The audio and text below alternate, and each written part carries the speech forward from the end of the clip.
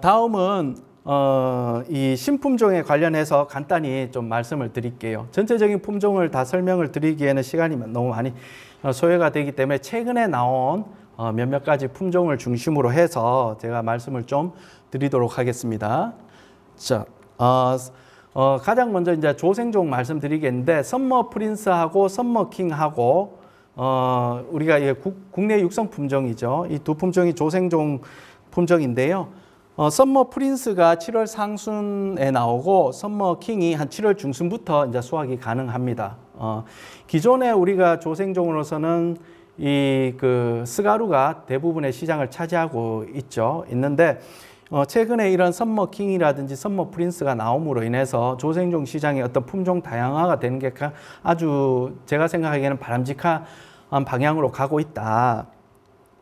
그런데 그렇지만 어차피 이 썸머 프린스, 썸머 킹도 조생종이기 때문에 완숙을 시켜서 시장에 나가기에는 조금 어려운 면이 있어요. 그래서 대부분은 조기에 이제 수확을 하게 됩니다. 조기에 수확을 하게 되는데, 조기에 수확하더라도 요게 이제 7월 하순인데 썸머킹과 기존의 이제 스가루하고 비교를 해봤을 때 이게 확연히 이제 썸머킹이 이제 숙기가 빠른 거를 볼 수가 있겠죠. 그래서 우리가 이 조생종 시장에서 가장 먼저 썸머 프린스가 나오고, 그리고 썸머킹이 나오고, 그 이후에 이제 기존의 이제 시장에 썸머 스가루가 나오게 되는데요.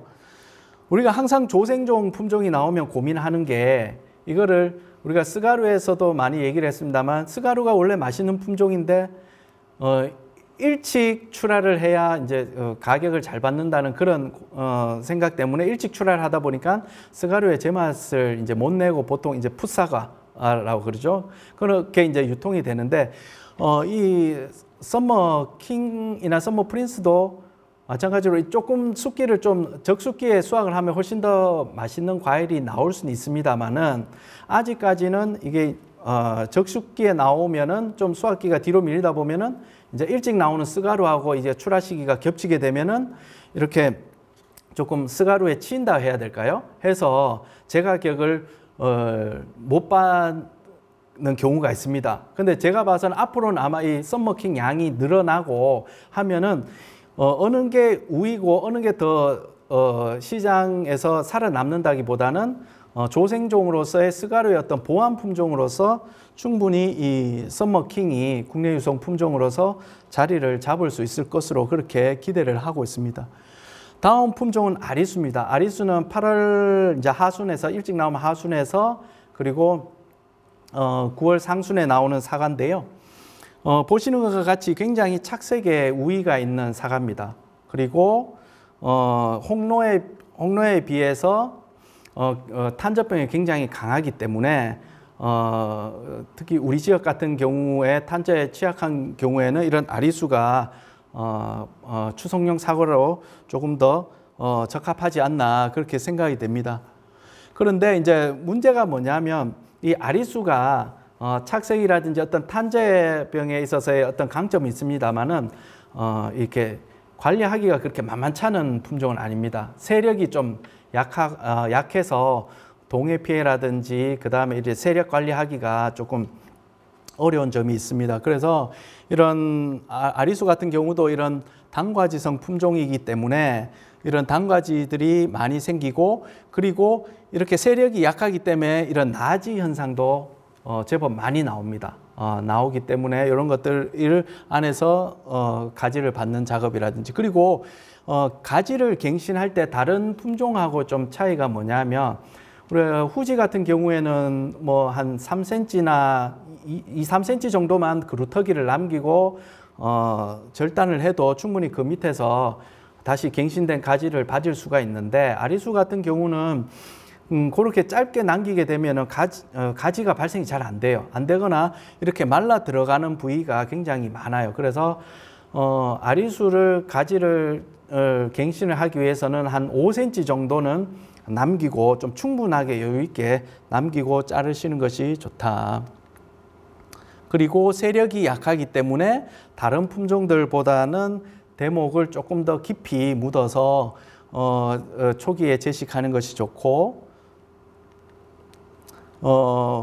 또 아리수의 단점 중에 하나가 우리가 재배를 하다 보니까 이렇게 정확한 원인을 알 수 없는 이런 반점, 그리고 과정부, 우리가 꽃받침 쪽이라 그러는데 그쪽에 이런 함몰성 장애들이 나옵니다. 그래서 이런 것들은 100% 지금 어떤 영양 때문, 어떤 이유에서다고 나오지는 않았지만 추정하건대 이런 주요한 원인이 칼슘 부족이 원인이 가장 큰 원인이다. 이런 식으로 추정을 하고 있어서 이 아리수는 다른 품종에 비해서 좀 칼슘을 많이 좀 사용을 하셔야 돼요. 그래서 착과되고 난 이후에 한 3회 정도, 그리고 8월 상순에 한 수확 전에 한 2회 정도 이렇게 칼슘을 충분히 좀 공급을 해 주시는 것이 이런 생리 장애를 조금은 좀 줄일 수 있고, 이 아리수라는 품종이 대과는 절대 아닙니다.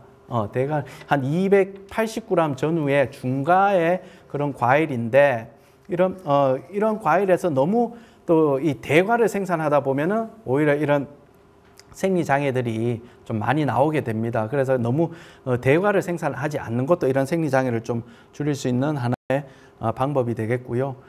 또 아리수의 또 단점 중에 하나가 바로 이 동록입니다. 왜냐하면 양광을 모본으로 한 품종이기 때문에 이런 동록이 잘 발생을 합니다. 그래서 여러분들이 동록을 좀 발생을 적게 하기 위해서 또 농약 사용이라든지 또는 농약을 살포할 때 어떤 강도라든지 이런 것들을 잘 좀 유념을 해서 사용을 하시고, 실질적으로 이런 주의를 잘 하시더라도 우리가 서리가 심하게 내린다든지 해버리면 실질적으로 이 동록이 오는 것을 완전히 막기는 어렵습니다. 그래서 이런 아리수의 품질이 조금 들쑥날쑥한 것도 개화기나 착과기, 수정기 때 어떤 기상에 따라서 그 품질이 좀 차이가 많이 난다. 그런 것들도 좀 알고 계셔야 될 것 같습니다. 이 아리수가 세력이 많이 약하다고 했는데, 그렇기 때문에 수확 전후로, 개화 전 그리고 수확 이후에 어떤 양분 보충을 인위적으로 좀 해주실 필요가 있습니다. 그래서 개화 전에는 앞에서 한번 제가 말씀드렸던 내용하고 똑같습니다. 이 요소하고 붕소를 같이 해가지고 연면 시비를 한번 해주시고, 수확 이후에는 꽃눈을 좋게 하기 위해서 이런 인산이 많이 들어가 있는, 질소, 인산, 가리가 다 들어가 있지만 인산이 많이 들어가 있는 이런 비료를 해가지고 연면 시비를 수확 이후에 한 9월 중에 한 2번 정도 이런 한 250배로 해서 살포를 해주시는 것이 좋겠습니다. 자, 다음은 루비에스인데요. 이 루비에스는 미니 사과입니다. 미니 사과인데 기존에 우리가 재배해왔던 알프스 오토메보다 종합적으로 얘기하자면 장점도 많고 단점도 있는 그런 품종입니다. 그래서 이런 미니 사과로서의 어떤 기대를 저희가 많이 가지고는 있습니다만, 또 실질적으로 우리가 현장에 나가서 재배해 보니까 여러 가지 애로사항이라든지 문제점들도 발견되고 있어서 여러분들이 재배를 하실 때 지금까지 재배했던 어떤 그런 경험들을 충분히 가지고 있는 그런 분들이나 이런 데를 조언을 구하셔가지고 재배를 하시는 것이 가장 좋을 것 같아요. 그래서 요게 알프스 오토메고 요게 루비에스인데, 모양에 있어서는 이 루비에스가 산사의 피가 들어가 있기 때문에 모양이 약간 산사의 모양으로 과형이 굉장히 좋습니다. 좋고 크기는 오토메보다 더 한 2.5배 정도 더 크고요. 그래서 수확 시기도 오토메보다는 한 달 정도 빠릅니다. 그래서 어떤 과일의 품질만으로 봐서는 굉장히 매력이 있습니다만은, 앞에서 이제 뒤에 얘기를 드릴 이런저런 문제점이 있기 때문에 여러분들이 재배하실 때 꼭 좀 주의를 해 주셨으면 좋겠습니다. 기본적으로 이 루비에스는 사용하는 대목이 실생 대목에 지금 접목이 돼서 보급이 많이 되어 있습니다. 그 이후에 이제 26대목에도 접목이 돼서 보급이 되어 있습니다만은, 이 실생 대목 같은 경우는 나무가 빨리 자라서 수간이 확보가 되기 때문에 결실량은 조기에 많이 갖고 올 수 있습니다만, 세력 관리가 되지 않았을 때에는 품질적으로나 이후의 어떤 생산성에 굉장히 문제가 많이 생기게 됩니다. 그에 반해서 M26 대목의 루비에스 나무는 생산성은 전체적인 생산성은 좀 떨어지지만 품질이라든지 품질 관리라든지 어떤 고품질 생산에 있어서는 좀 유리한 그런 측면이 있습니다. 루비에스 같은 경우 이게 이제 실생나무인데요. 실생나무에서 이렇게 강한 뿌리들이 나오다 보니까 이렇게 세력이 굉장히 강해집니다. 루비에스에서 세력을 잡지 못한다는 것은 결국 이 생산성도 떨어지고 품질도 떨어지기 때문에 이 경제성이 없는 나무가 됩니다. 그래서 이런 세력 관리에 있어서 무엇보다도 가장 신경을 써야 될 품종이 바로 이 루비에스 실생나무입니다. 그래서 이런 세력을 기존에 심겨져 있던 실생나무들의 어떤 세력을 좀 관리하기 위해서 할 수 있는 방법이 앞에서 수세 관리에서 말씀드렸다시피 박피하는 방법이 있어요. 그래서 원래 우리가 박피를 한번 루비에스에서 한번 해봤더니 요 사과가 8월 4일 정도에 수확해서 작업한 사과입니다. 보통은 루비에스가 실생 같으면 9월 상순에 나오거든요. 거의 뭐 한 달 정도를 땡겨서 수확을 할 수 있었는데 루비에스 박피는 일반 사과 박피하고는 조금 시기가 다릅니다. 루비에스 박피는 6월 상순경에 박피를 하는데 이렇게 늦게 좀 박피를 하는 이유가 뭐냐면 루비에스는 결실도 잘 안 되지만 결실 이후에 유과기 때 낙과가 굉장히 많이 됩니다. 그래서 너무 조기에 박피를 해서 나무에 충격을 주게 되면은 그런 어떤 결실되는 것들이 떨어지는 유과기에 낙과가 되는 것들이 많아질 수 있기 때문에 6월 상순경에 충분히 결실이 완전히 확정되고 난 뒤에 요렇게 그러니까 신초 생장보다는 착색을 좀 당기기 위해서 성숙을 좀 당기기 위한 조치로 이렇게 박피를 하게 되면은 이런 식으로 좀 숫기를 당길 수가 있어요. 그래서 이렇게 숫기를 당겨서 조기에 좀 출하를 해야지만 우리가 이 루비에스의 어떤 8월 달 일찍 좀 나와야지만 좀 장점이 있습니다. 우리가 8월 하순 9월 정도 되면 일반 사과들이 많이 나오기 때문에 그때 일반 사과들과 경쟁을 해서는 조금 그 경쟁력이 크게 있지 않기 때문에 이런 루비에스를 조기에 출하하기 시작해서 8월 상순부터 출하해서 9월 상순에 어느 정도 그 출하를 마무리하는 그런 출하 계획을 가지고 재배를 해야 되는데 실생나무 같은 경우 그냥 재배하면 무조건 9월 상순부터 수확을 해야 돼요. 그렇기 때문에 실생나무는 특이적으로 루비에스에서는 반드시 이런 박피를 통해서 조기에 수확을 좀 할 수 있도록 그런 조치를 해 주셔야 돼요. 이게 이제 박피를 하는 과정이에요. 박피기로 이렇게 돌려서 박피를 하고 이 박피한 부위는 랩으로 감아서 보호를 해주고 이런 과정을 거쳐서 6월 상순에 루비에스 실생나무는 꼭 박피를 해주시는 것이 좋겠다. 그리고 이제 루비에스 같은 경우 이렇게 그 아리수에서도 나왔지만 실질적으로 재배를 해보니까 이런 생리장애들이 현장에서 나오는 것들이 많이 있더라. 그래서 이런 것들도 사전에 방지하기 위해서는 이런 칼슘 살포나 이런 것들을 통해서 조금 사전에 미연에 방지를 해 주셔야 된다. 그리고 루비에스 착과량 조절인데요. 이것도 사실상 루비에스에서 굉장히 중요한 요인입니다.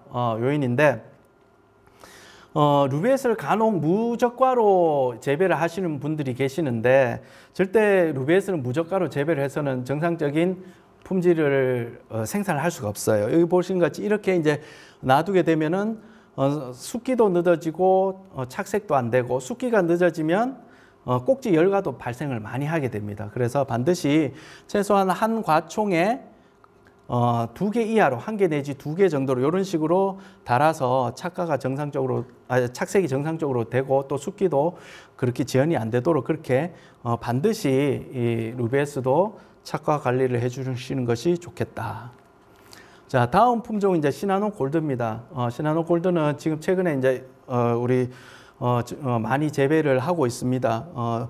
노란색 계통 사과로서 어떤 착색 관리에 있어서의 부담이 좀 적고 그 다음에 돼가면서도 저장도 어느 정도 가능을 한 그런 품종이라서 향후 노란색 사과로서는 지금 가장 좀 전망이 있는 그런 품종으로 생각이 되고요. 이후의 품종은 아리원이라든지 이지풀 그리고 컬러풀 이런 품종들이 최근에 이제 사과 연구소에서 육종이 돼가지고 이제 보급되고 있는 이제 초기 단계입니다. 이런 품종들은 우리가 현장에서 조금 더 살펴보고 어떤 장단점을 잘 좀 파악을 해서 우리가 본 품종으로 사용을 했을 때 어떨지는 조금 더 검토를 하는 과정이 필요하지 않을까 그렇게 생각이 됩니다. 그리고 요 사과는 엠부입니다. 엠부. 대가종 극만생종 사과인데요. 다른 특징은 없고 속이 붉은 이제 사과로 그렇게 이제 최근에 이제 신품종으로 국내에서도 보급이 되고 있습니다만, 제가 봐서는 이제 속이 붉고 그런 어떤 특징성은 있지만, 뭐 후지하고 비교했을 때는 뭐 경쟁은 후지하고 할 거는 아닌 것 같고요. 그냥 특색 있는 품종으로 아주 소량 재배는 가능은 하지만 특히 지대가 낮은 이런 지역에서는 이런 붉은색의 발현이라든지 그다음에 대과기 때문에 어떤 이 과육의 그 경도라든지 이런 것들에 좀 문제가 있을 수는 있어요. 그래서 그런 것들 그 재배 지역을 잘 판단을 해보시고 재배를 하셔야 될 것 같습니다. 그리고 마지막에 이제 후지인데요. 후지는 최근에 이제 착색계 후지들이 뭐 도입된 품종도 있고 자가 육종했는 우리 국내에서 선발했는 품종도 있습니다만 어느 특정한 품종이 좋다기보다는 착색계 후지 품종들은 재배하는 어떤 환경이라든지 토양 환경, 그다음에 재배 기상 환경, 그리고 재배하는 사람의 어떤 밀식 재배 기술이라든지 이런 것들에서 좌우가 많이 돼요. 그래서 제가 최근에 나온 어떤 착색계 선발되어 있는 품종 중에는 어느 것들 하나를 뭐 정하셔서 재배만 잘 하신다면 크게 문제가 없고, 그 대신 너무 욕심이 나서 여러 품종을 한꺼번에 같은 밭에 심는 거는 추천을 안 하고요. 내가 이걸 해보시다 하면 가능하면 한두 가지 정도 착색계 후지를 선택을 하셔가지고 그렇게 재배를 하시는 것이 좋을 것 같습니다. 우리가 병해충은 주요한 방제 방법이 이제 농약을 살포하는 것인데요. 농약을 살포할 때 좀 당부드릴 말씀 몇 가지를 좀 드리도록 하겠습니다. 우리가 농약을 사용을 할 때 약을 많이 치거나 독하게 치면 좋은 것으로 그렇게 생각을 하시는데, 실질적으로 우리가 약을 많이 치는 것보다 정확하게 치는 게 더 중요하다고 말씀드릴 수 있겠습니다. 그 말씀이 무슨 말이냐면 양을 충분히 해서 한 번을 치더라도 과일과 잎에 충분히 묻도록 정확하게 빠짐없이 치는 것이 중요하지, 약을 많이 치고 독하게 치는 게 중요한 건 아니거든요. 그래서 충분한 양을 꼼꼼히 치는 것이 중요하겠고, 약제 살포 간격을 일정하게 지켜서 살포하는 것, 그리고 혹시 모를 그 약해를 예방하기 위해서 반드시 농약 혼용 여부를 확인을 하시고, 또 중요한 것이 이 약을 희석하는 물, 여러분들이 사용하신 물의 pH를 한 번씩 점검하시는 것이 좋겠다. pH를 점검했을 때 이 물의 산도가 7.5 이상이 나오면 농약을 희석했을 때 농약이 쉽게 분해되거나 약효가 나오는 약효의 기간이 단축이 되게 됩니다. 그래서 희석하는 물이 pH가 7.5 이상일 때는 이런 빙초산 등을 활용을 해서 이 산도를 좀 떨어뜨려서 약을 희석을 해서 농약을 희석해서 살포하시기 바라고, 그리고 전착제를 적절히 장마기에는 사용을 하시는 것이 좋겠고, 그 다음에 약제 저항성 같은 경우가 생기지 않도록 아무리 좋은 약도 뭐 2번, 3번 연속 사용하게 되면 약제 저항성이 생기기 때문에 교호 살포라고 하죠. 서로 다른 계통의 약들을 섞어서 그렇게 살포를 해서 이런 약제 저항성이 생기지 않도록 하는 것도 중요하겠습니다. 해충에 있어서는 응애가 작년에도 여러분들 피해를 많이 봤어요. 약을 쳐도 계속 안 죽는다 이렇게 말씀하신 분들이 계시는데, 응애도 이 방제를 위해서는 일단 예찰이 굉장히 중요합니다. 그 말은 무슨 말이냐면은 초기에 발생했을 때 약을 적기에 살포를 해가지고 초기에 발생을 줄이게 되면은 뒤에 어느 정도 생기더라도 약제 방제로 통제가 가능한데 초기에 제대로 약제 방제를 못해서 성수기 때, 그러니까는 고온기 때는 이렇게 급속하게 이 응애들이 그 번졌을 때는 약을 쳐도 쉽게 방제를 하기가 쉽지가 않습니다. 그래서 이런 루페 같은 이 확대경을 가지고 봄부터 수시로 예찰을 하면서 발생했을 때는 바로 그런 적용 약제를 살포를 해서 그 응애를 방제를 하시는 것이 굉장히 중요하겠다. 그리고 최근에 여러분들 가원에 이 사과 면충 때문에 고생을 하시는 분들이 제법 많이 계실 거예요. 이 면충이 최근에 많이 나오게 된 이유가 우리가 어떤 분들은 농약을 무분별하게 사용해서 이 면충에 이 내성이 생겼다고 하시는 분들도 계시고 또 다르게 이제 분석하는 게 최근에 나서 전정 방식이 절단 전정, 우리가 길이를 줄이는 절단 전정을 많이 하다 보니까 이 면충이 땅 속에 흙에 있다가 올라와서 가장 좋아하는 위치가 바로 전정을 한 그 절단 부위 주변에 그 수액이 나오는 것들을 많이 흡집을 합니다. 그래서 그런 절단 부위가 많다 보니까 그런 면충들이 집합을 많이 해서 그렇게 발생량이 많이 늘었다 이렇게 얘기하시는 분들이 계신데 어떻게 해서든 이런 지금 현재 최근에 가원 안에 이런 면충들이 발생을 많이 하고 있습니다. 그래서 이런 것들이 발생하게 되면 5월부터 이거를 초기에 잡지 않으면 좀 어렵습니다. 이것도 역시 그래서 초기에 이렇게 하얗게 이렇게 발생이 되는 것들이 보이게 되면 해당 약제를 보통 이제 이 진딧물하고 나방약을 같이 치게 됩니다. 치게 되는데 이런 적용 약제들을 한 번만 치는 것이 아니고 보통은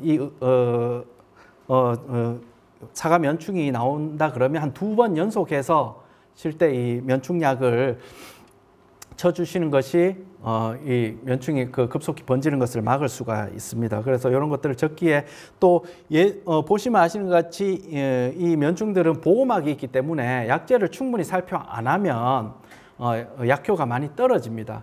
그래서 어떤 분들은 그래서 짱대로 이렇게 하얗게 이렇게 붙어 있는 것들을 일부러 이렇게 강하게 쏴서 방지를 하시는 분들도 계시거든요. 그래서 이렇게 약제가 충분히 묻도록 그렇게 살포를 하셔야 된다.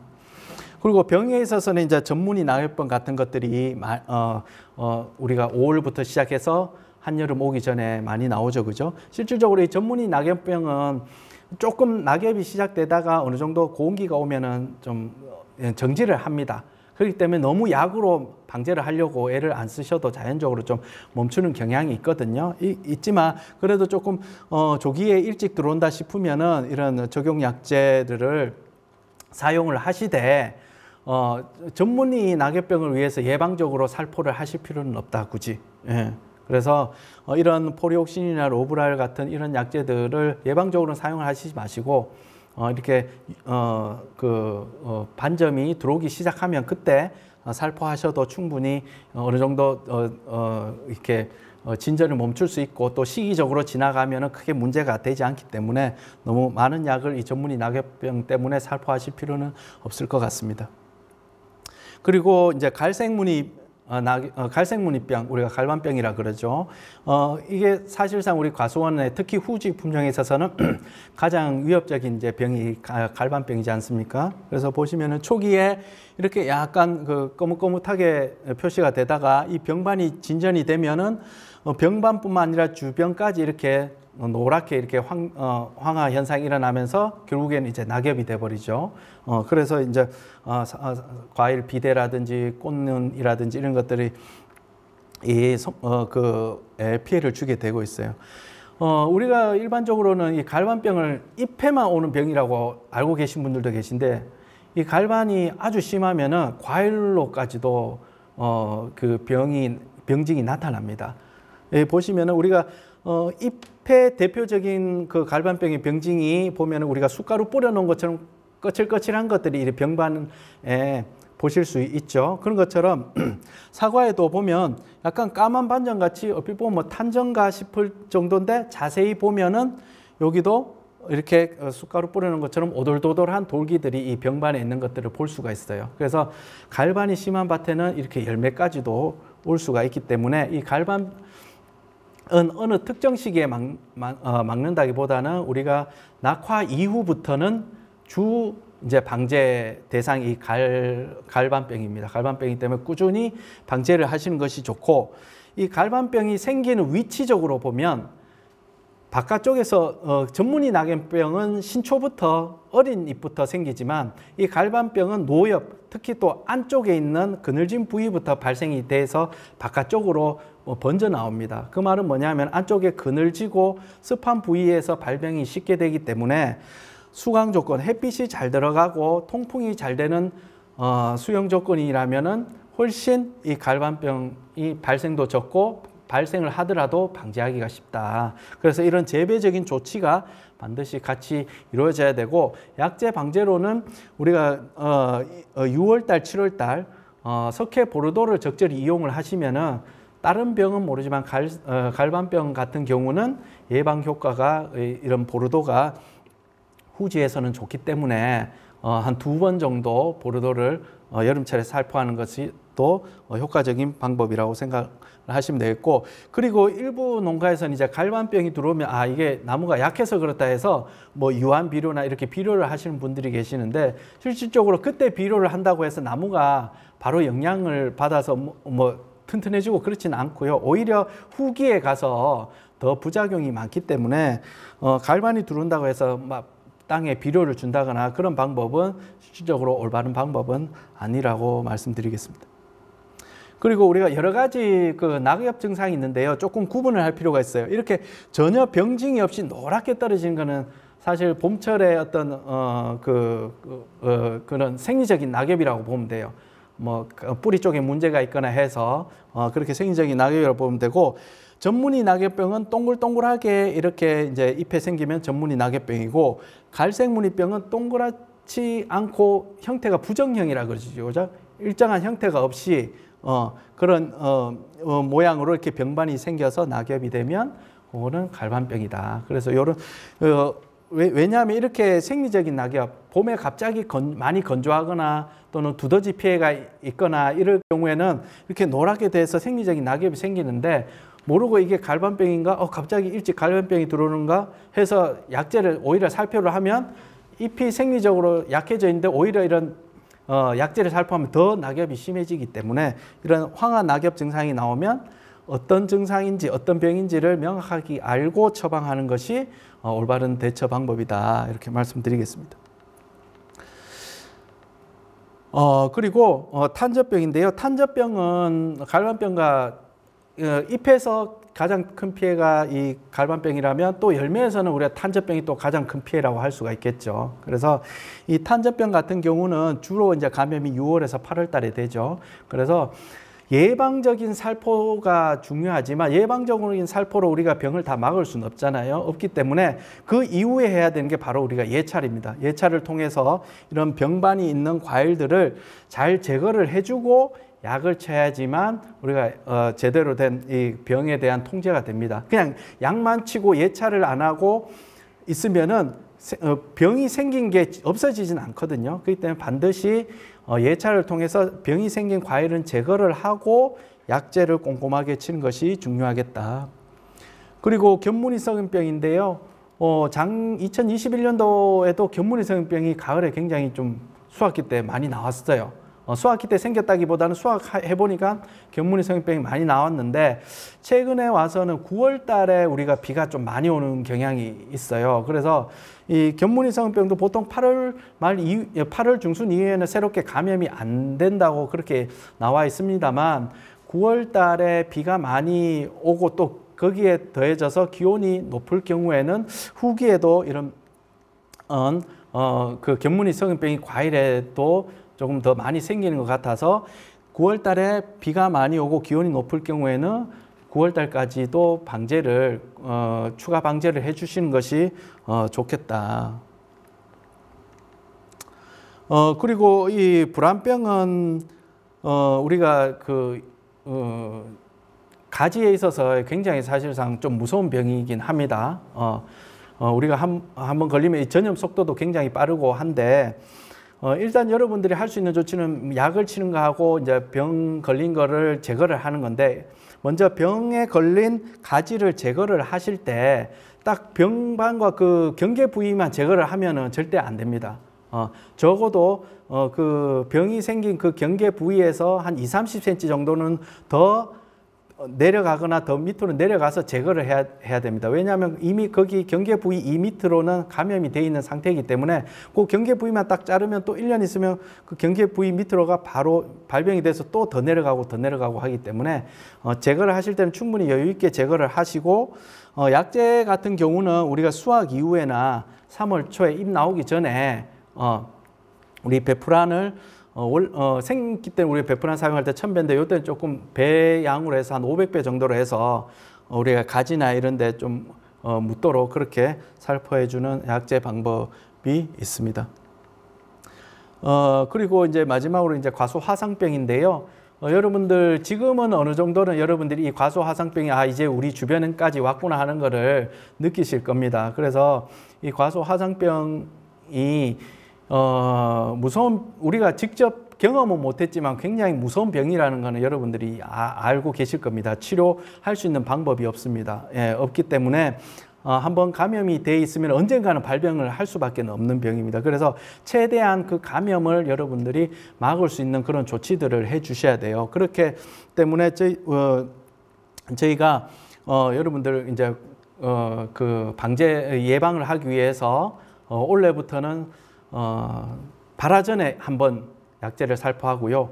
개화기 때 그리고 낙화기까지 해서 그 이후에 3번, 총 1년에 4번을 화상병을 방제를 하도록 저희가 지도를 하고 있습니다. 그래서 물론 그때 여러분들이 살포하시는 그런 약들은 저희들이 선정을 해가지고 여러분들한테 배부를 해드리면 여러분들이 이 시기에 맞춰서 약재를 잘 치셔야 돼요.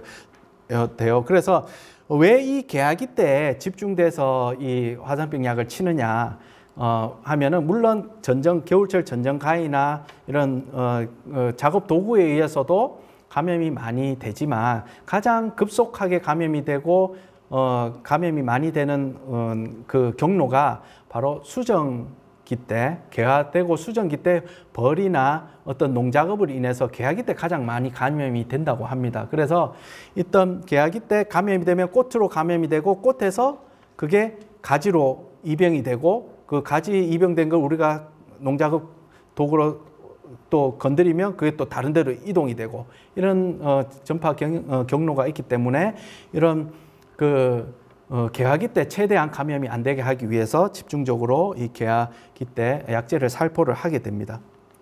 그래서 보시는 것 같이 이런 증상이 신초가 마르거나 꽃이 말라 들어가는 이런 의심 증상이 생기면은 반드시 농업기술센터로 신고를 해 주시기 바랍니다. 그리고 여러분들이 이제 그 약재 방제와 더불어서 이제 농가 스스로가 좀 준수해 줘야 될 그런 사항이 있습니다.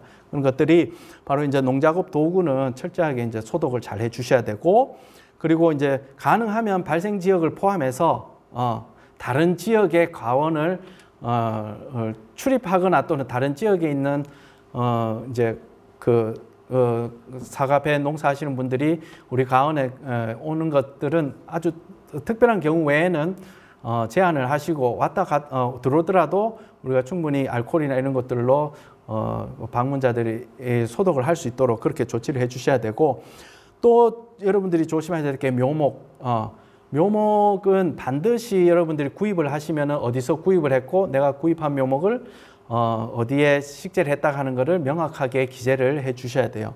그리고 여러분들이 동계 전정을 하실 때 그 의심 증상, 그러니까 궤양이라 그러거든요. 궤양 증상이 가지가 말랐는 증상이 보이시면 1차적으로는 저희한테 신고도 해 주시지만 그거를 제거를 하실 때는 그게 불안병이든 안 그러면 견문이 석은병이든 그런 궤양 증상이 나오는 것들은 불안병 제거와 마찬가지로 충분히 가지에서 그 경계 부분이 아닌 적어도 한 40-50cm 더 들어가서 그렇게 여유 있게 제거를 해 주셔야지만 이 궤양이 또 2차적으로 발생을 안 합니다. 그래서 이런 것들, 그래서 이런 전반적으로 여러분들 스스로가 내 농장은 내가 지킨다는 생각으로 스스로의 어떤 농작업 도구 소독, 그리고 외부인 출입이라든지 이런 것들을 잘 통제를 하셔서 이런 과소 화상병이 우리 지역 내로 확산이 되지 않도록 각별히 신경을 써 주시기 바랍니다. 예. 제가 마지막으로 여러분한테 드릴 말씀인데, 요 네모칸 안에 무엇이 들어가야 될지 제가 여러분들한테 질문을 한번 드려보는 겁니다. 자, 어떤 사과가 정답이겠습니까? 예. 바로 우리가 소비자들이 원하는 건 이제 맛있는 사과입니다. 그래서 그 앞에서 말씀드렸던 것도, 오늘 교육에서 말씀드렸던 것도 여러분들이 좋은 수영을 만들고 또 방제를 잘하고 이 모든 그다음에 모든 관리들이 결국에는 맛있는 사과가 되어야지만 의미가 있다는 거예요. 예, 그래서 시장에서 우리가 소비자들에게 인정을 받지 않으면 이제는 눈으로 먹는 사과의 시대는 지나갔습니다. 그래서 맛있는 사과를 여러분들이 만들어서 소비자들에게 인정을 받아서 우리 국민 과일인 사과가 앞으로도 계속 우리 소비자들에게 사랑을 받을 수 있도록 여러분들도 같이 노력을 해주셨으면 감사하겠습니다. 예, 감사합니다. 이상으로 교육 마치겠습니다.